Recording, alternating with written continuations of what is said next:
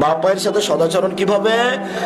ফালা তাকুল্লাহুমা উফিন, এটা চলবে না, তখন সদাচরণ।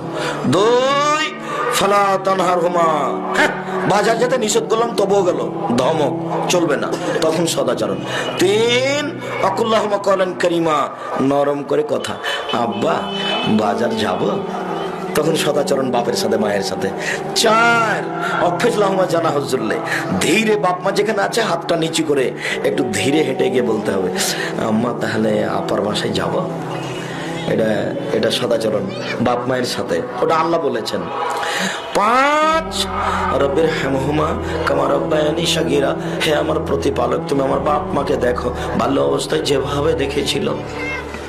এই 5-6টা হলো বাপ মায়ের সাথে সদাচরণ।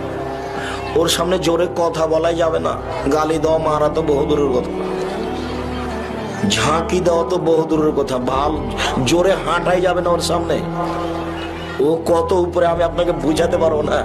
আল্লাহ ওকে নিয়ে যেতে যেতে যেতে যেতে নিজের কাছে নিয়ে চলে গেছে। আপনাকে আমি কি দিয়ে বুঝাই?